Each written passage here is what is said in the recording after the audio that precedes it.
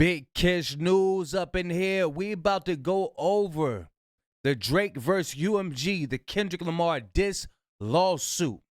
Shout out to Blackie Speaks, man. If you don't know Blackie Speaks, that's one of the best YouTubers nowadays. Hey, look, he official. He got the edits popping. You know what I mean? He about to break down some of the lawsuit, and it's gonna be great, man. This is some good news. This is breaking news right here. This is breaking news, you guys. You need to tune in. Don't click off this video. I'm telling you.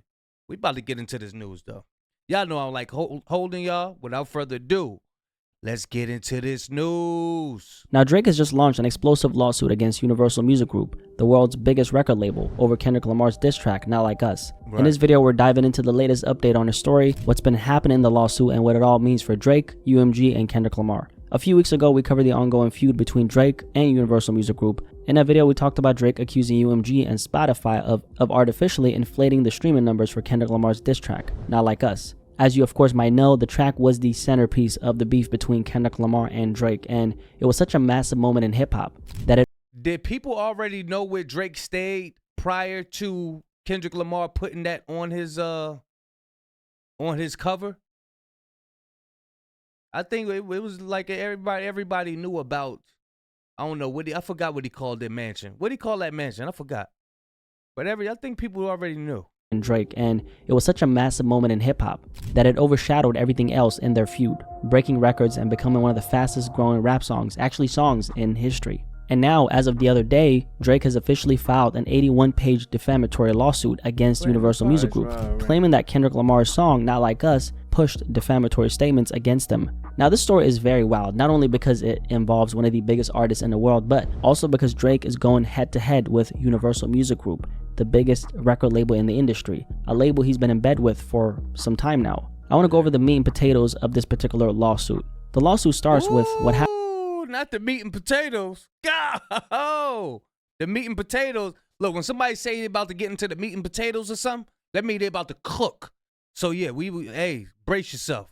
Happened at Drake's Toronto home on May 7, 2024. Late at night, a group of armed attackers drove up to his house while he and his family were inside. The attackers stopped their car in front of the property, shouted F Drake, and started shooting. One bullet hit Drake's front door after passing through the security gate, and another struck a security guard, who also happens to be one of Drake's closest friends. While waiting nearly 30 minutes for an ambulance to arrive, Drake and others in the house worked to keep the guard alive by applying pressure to his gunshot wounds with towels. Fortunately, the guard survived after being rushed to the hospital, but the...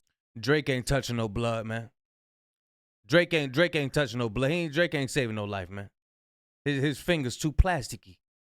The situation left Drake shaken up, as the lawsuit says. After the security guard was rushed to the hospital, doctors worked to remove the bullets, stop the bleeding, and save his life. It took days for him to stabilize, and thankfully he survived. Now, the lawsuit continues with more incidents that apparently put Drake in danger. Just one day later, on May 8, 2024, things escalated once again. An intruder used his bare hands to dig a hole under the security fence surrounding Drake's property. He managed to get through but was stopped by Drake's security team before causing harm.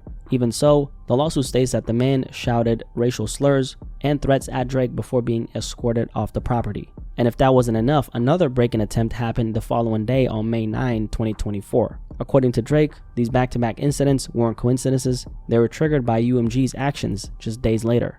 And this is when we move on to the next part, where the lawsuit reveals why all this happened, supposedly. Drake's legal team states that UMG, the world's largest music company and his label for over a decade, is at the center of this entire thing. Just days earlier, on May 4, 2024, UMG approved and launched a campaign to make a viral hit out of a track, accusing Drake of being a pedophile and even called for violent retribution against him. Yeah. Nah, man, I don't think UMG launched anything to go against him. I just think K-Dot just beat him fair and square. He had the bars, and Drake know he got those type of bars. That's why he tried to disassociate himself from K-Dot from way back in the day. He already knew. Y'all remember when he dropped that 100 gigs? He was like, yeah, I want Kendrick to get on this album right here. He's going to kill it. I already know. He's going to kill it. Yeah, I already know. Kendrick's going to kill it. Because he knew what Dot penned. He was writing with a Gloria pen. That's what he knew. violent retribution against them. The song in question is, of course, Not Like Us. Despite knowing the claims were false, the lawsuit states that UMG allegedly chose profit over protecting their own artists. The lawsuit accuses the label of enriching itself and its shareholders by exploiting Drake's name while ignoring the safety risks. Even after the violent incidents on May 7 and May 8, UMG reportedly continued to promote the track, which further contributed to hate and vitriol directed at Drake. The lawsuit then dives into the heart of the controversy, Not Like Us, written and performed by Kendrick Lamar, which all of us, of course, have heard. According to Drake's legal team, this track wasn't just a diss, it was a direct and dangerous attack. But it doesn't stop there. The lyrics were packed with accusations calling Drake a certified pedophile and a predator who should be placed on neighborhood watch. On top Hey, look, you could tell he's sneaky. Here, look, you tell he's sneaky. You come there and say he the let's say he the trap man on the block, man. He be like, what you want to down there? What you want to dime on neck, nigga? What you want to dime on neck? You want a quarter or a dime on neck? of that, the album artwork added fuel to the fire. It featured a depiction of Drake's Toronto home, marked with icons commonly used by law enforcement and public safety apps to signal the residence of child sex offenders. If the lyrics and artwork weren't even enough, the music video took things even further. It paired visuals and hopscotch references to sex trafficking with some very memorable lines from the song, like trying to strike a chord and it's probably A minor. And by the way, all this is them essentially describing how Kendrick absolutely violated Drake on Not Like Us, right? According to the lawsuit, this was all part of a coordinated effort to push a malicious and false narrative that put Drake's reputation and his safety on the line. Hey, look, so I think look, you see what Drake pointing at, don't you? He know. Whenever they made music with each other, Dot would be like, they'd turn on the beat, they'd turn on the instrumental. Dot would be like, verse. All right, verse done. My verse done. Drake could be sitting there. Dot be like, bro, what's up with your verse? What's up with the verse?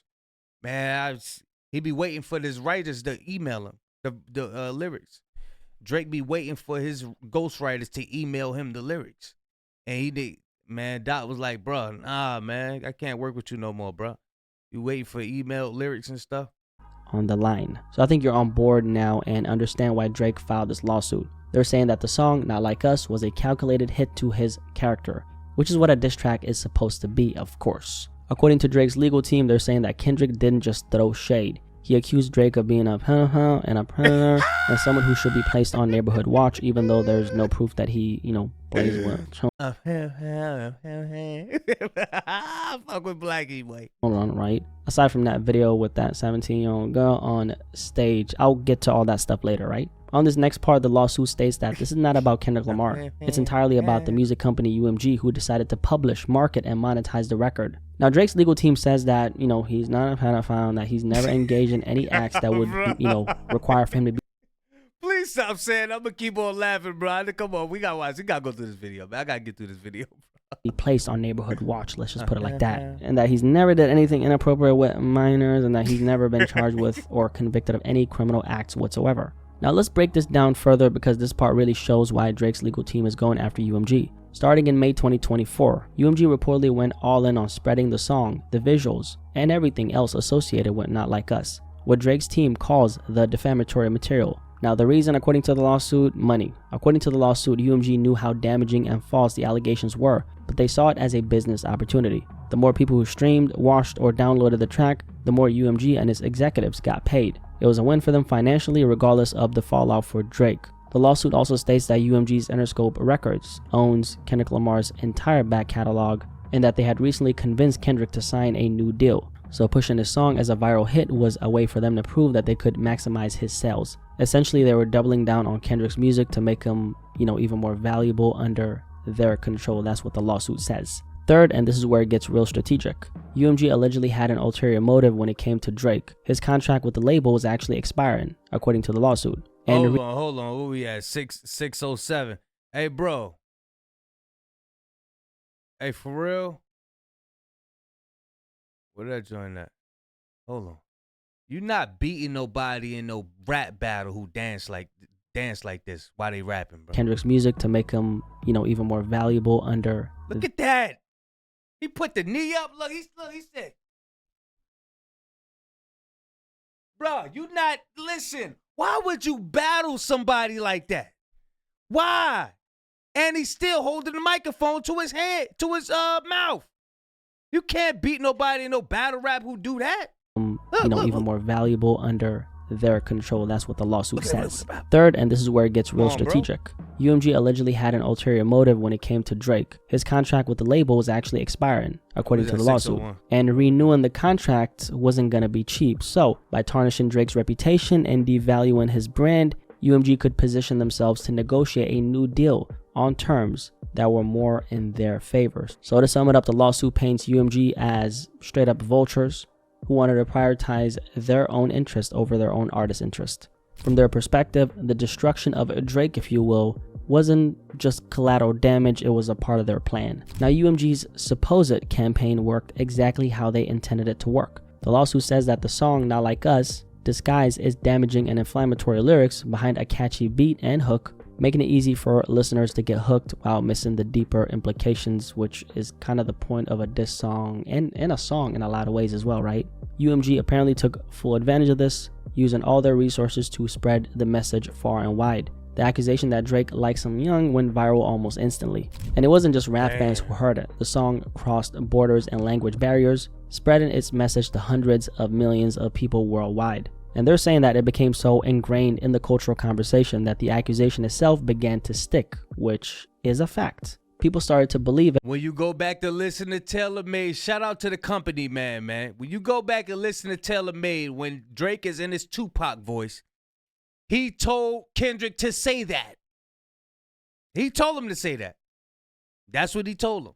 But not as a song, but as a fact. And this is something I do think is interesting because Drake has been involved in a few inappropriate instances with younger women, like that 17-year-old girl on stage when he was 23 years old, which I believe it was in 2010. He knew that she was underage and still kissed her and called her thick, and I'm sure you've already seen that clip. How old are you?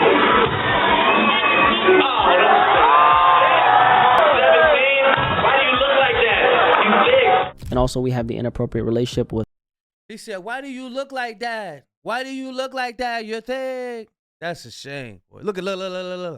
Millie Bobby Brown, on top of the countless other situations with younger women. But there's no hard evidence that he's actually, played with children, like actual children, like 10, 9, whatever, right? Which is the biggest reason why this lawsuit even exists in the first place. Essentially, Drake and his legal team are arguing that his own record label was wrong, dead wrong, for exploiting the song that pushed a bunch of lies on his name. And he's obviously felt the heat of this because we all know that Drake's reputation has plummeted severely ever since him and Kendrick went at each other. It absolutely damaged his reputation and brand. I mean, Not Like Us has been played basically everywhere in the last almost 8 months, right? The song has over 1 billion streams on Spotify after only 8 months of being out, which is insane. Would this lawsuit exist if Not Like Us didn't become so successful? Personally, I don't think so, because at that point there wouldn't be that strong of an incentive for that to happen. If the song didn't make the impact it made, that means that it would have not shifted any type of narrative against Drake's character. Make sense? Now, based from that perspective, to be fair to Kendrick, he also had a bunch of allegations against him coming from Drake. Now, one of the biggest ones was that Kendrick beat up his wife, Whitney Alford. On Drake's diss track Family Matters, he takes direct aim at Kendrick Lamar, accusing Kendrick of beating his wife and hiring a team to silence allegations of abuse. Now, to be very clear, there's no solid proof that Kendrick ever did this, but the accusations have led many people to run with the idea that Kendrick is an abuser. Now, some of this speculation ties back to Kendrick's own album, Mr. Morale and the Big Steppers. If you guys remember, on that album, Kendrick admitted to having sex with a white woman while he was in Copenhagen, Denmark. And at the time, Kendrick was, of course, married to Whitney Alford, his wife. But the confession sparked a lot of controversy about loyalty and the themes of his music. So Drake got fed some type of supposed information about the fact that Kendrick beats his wife. Bruh, if somebody's coming out telling you I messed up, I did this, I'm riding with that person. That's the person I'm riding with. Somebody who can confess their faults, that's the person I'm riding because they're honest. I can't be mad at honesty. Now a snake who just gonna keep lying and have you find out stuff, oh nah, I can't roll with that. I can't. They have you pull your. They have you. I'm about to say pull your hair out. I ain't got no hair. They have you go crazy out this motherfucker. Word, she's about to wait for his diss, and he ran with it. Why? Well, for the same reason K. Dot called Drizzy a child diddler, even though there's no proof that he plays with like little children, right? There's also been a long-standing rumor that Kendrick has a history of violence towards women, dating back to a story from over a decade ago. Combined with what I'm about to share, along with Kendrick admitting to cheating on his wife, I think that's why Drake made those accusations on Family Matters. Now let's go back to 2014. Just want to preface that there's no solid evidence to prove any of the stuff that I'm going to talk about, but accusations about Kendrick being involved in an incident of abuse have floated around for a while. The story goes like this. On May 3rd, 2014, security at the Hard Rock Hotel in Las Vegas responded to a young white woman who was reportedly beaten and bloodied. She supposed Man, that stuff was fake, man. We ain't even about to put that in the atmosphere. That's why Drake said what he said on Family Matters. Kendrick did respond to these claims in 2014 by saying the following. When they said you were in Vegas and you beat some guy bloody and you did something to some female, and they said they had evidence and all of this, and then I never heard anything about it again. And get abused. That's not cool. It's people out there that really get abused, and there's women out there that get abused and don't say nothing. And the video in question of the person who worked at the establishment is this video right here. I got told to go up to her room to help some girl get down to the casino because she was scared. She ends up being all bloody and everything. Half of her face was like blown out pretty much. Oh, so God. I'm like, oh, lovely. Oh, lovely. You see how casual she is with it? Nah, somebody paid her to say all this stuff, man. We ain't even about to put her in the airways. Flying on both sides, which makes you wonder, why hasn't Kendrick filed a defamation lawsuit against Drake? Technically, he could have a case, right? Now, there are two possible reasons for this. The first is that, as I mentioned earlier, these accusations against Kendrick didn't gain enough public traction. They haven't become widely recognized or impactful enough to seriously damage his reputation in the way that would warrant legal action. And number two, which I think is the more likely reason, he's taken it on the chin. No Diddy. I beefed with this guy. We both made accusations against each other, but obviously I know I came out on top, so I'm Gucci. Now, had the accusations Drake made against Kendrick been more believable, I think that's the more mature thing to do. Only a hit dog holler. Ain't no need, bruh. Sometimes you gotta pop out and show ninjas. He already popped out. At the pop out, he already popped out. With the pop out and popped out, and he showed him. Why do he got to keep on defending himself? Nah, he ain't got to do that. That's what he got. That's what he got the YouTube creators for, and everybody else. They might have probably, been able to stick, and he would have actually had a shot at damaging Kendrick's reputation. But he failed with that, because when people look at Kendrick and they think about him, they don't see him as a guy who would do something like that. So this is very perception based, and also there's no solid proof that he did any of this. Like, what the fuck is the surveillance footage of this if this actually happened? Now, supposedly the story is they cleaned it up, like, they must have quote unquote deleted the surveillance footage, but if law enforcement got involved, then this would have never happened, obviously. So I'm like, where the hell is the surveillance footage? So I'm not gonna believe it until I see it. Now, when people look at Drake though, some might see him as the type to be involved in questionable situations, PDM stuff. So it kind of makes sense why people would believe Kendrick over Drake, right? Now, I think this lawsuit is a slippery slope because it puts an even bigger spotlight on the justice system's use of rap lyrics in criminal cases. While Drake's issues here is more about how Universal Music Group pushed and marketed the song to damage him, I believe this could still have a negative impact on hip-hop artists as a whole. For years, rappers have been fighting against the courts using their lyrics as evidence, arguing that it unfairly targets their creative expression.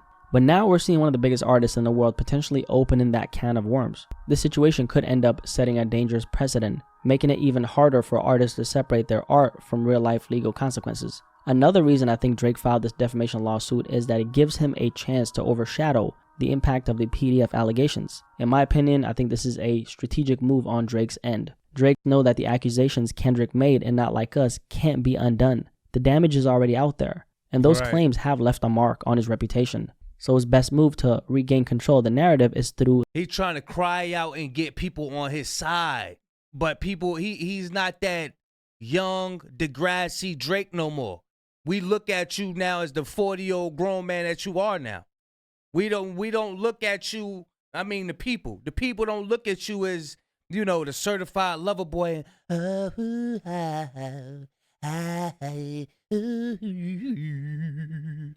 don't look at you like that no more. We look at you as you wanted to be the guy like, rah, rah. Okay, all right, okay. We got, that's who you want to be? Okay, all right, we got you. All right. So now we look at you like that now. You can't get no sympathy from the people no more. You can't get enough no more. With this lawsuit, it's not just about legal battles. It's about creating a formal response where he can outline in detail how these allegations have hurt his business and reputation. In essence, the lawsuit itself becomes part of a strategy to counteract the claims and shift the focus. Overall, it's very clear why this lawsuit is a thing. I can't really blame Drake because, he's doing this for his own best interest. He's looking out for himself and his business and his brand, and I don't think anyone can necessarily fault him for that. However, we don't really have to agree with the lawsuit, right? And also, I do think there are bigger implications for specifically hip-hop, like I said, for him doing this. And that's, of course, another conversation for another day, though. Anyway, if you made it till the end, thank you guys so much for watching this video. Appreciate you so much. And, of course, drop a like on it if you enjoyed it. Hey, man, y'all show Blackie Speaks some love, man. That brother, he be working hard. He been getting it in for a long time, bro. You know what I'm saying? Definitely got to show you appreciation.